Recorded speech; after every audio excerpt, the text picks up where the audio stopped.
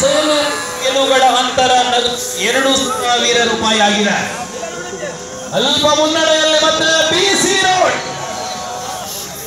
ಶೈಲೇಶ್ ರವರು ತಮ್ಮ ಆಟಗಾರರ ಸಂಖ್ಯೆಯಲ್ಲಿ ಬದಲಾವಣೆ ಆಗಿದೆ. ಮೊದಲ ಆಟಗಾರರಾಗಿ ಶೈಲೇಶ್ ರವರು, ಕೊನೆಯ ಆಟಗಾರರಾಗಿದ್ದಾರೆ ವಿಜಯ್ ರೈ ಅವರು.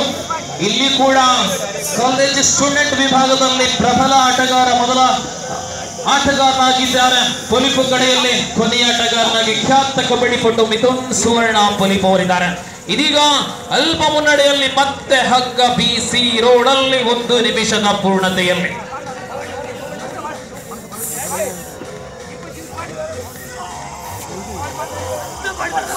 ಒಂದು ಇಂಚು ಬಿಸಿ ರೋಡ್ ಅಲ್ಲಿ ಒಂದು ಉಡುಪಿ ಜಿಲ್ಲೆಯ ತಂಡವಾದ್ರೆ ಮತ್ತೊಂದು ದಕ್ಷಿಣ ಕನ್ನಡ ಜಿಲ್ಲೆಯ ಬಂಟ್ವಾಳ ತಾಲೂಕಿನ ತಂಡ. ಈ ನಿಟ್ಟಿನಲ್ಲಿ ಹಗ್ಗ ಪ್ರಬಲ ಹೋರಾಟ. ಅಂತರದಲ್ಲಿ ಕಡಿಮೆ ಬಿಸಿ ರೋಡಲ್ಲಿಂದ ಸಹ ಹಗ್ಗ ಈ ಬಾರಿ ಸೆಂಟರ್ ಲೈನ್ ಕಡೆ ಮುಖ ಮಾಡಿದೆ. 1.5 ನಿಮಿಷ ಕಳೆದಿದೆ. ಇದೀಗ ಹಗ್ಗದ ಸ್ಥಿತಿ ಮತ್ತೆ ಬದಲಾವಣೆ. ಪೊಲಿಪು ಮತ್ತು ಬಿಸಿ ರೋಡ್, ಭಗವಾನ್ ದಾಸ್ ರವರ ನಿಖರ ನೋಟ.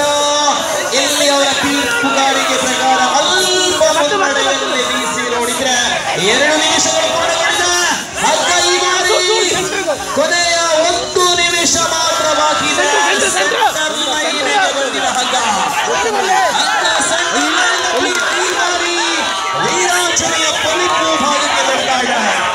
ಪೊಲಿಪು ಮುನ್ನಡೆಯಲ್ಲಿ, ಪೊಲಿಪು 40 ಸೆಕೆಂಡ್ಗಳು ಉಳಿಕೆ, 2 ಇಂಚುಗಳು ಪೊಲಿಪಲ್ಲಿ. ಆರಂಭದಲ್ಲಿ ಹಿನ್ನಡೆಯಲ್ಲಿದ್ದಂತಹ ಪೊಲಿಪು ಇದೀಗ ಮುನ್ನಡೆಯಲ್ಲಿ. ಸ್ಟಮಿನಾ ಬಹಳಷ್ಟು ಪೊಲಿಪು. ಈ ಮೂಲಕ ಪ್ರಥಮ ಅವಕಾಶ ಪೊಲಿಪು ಭಾಗ.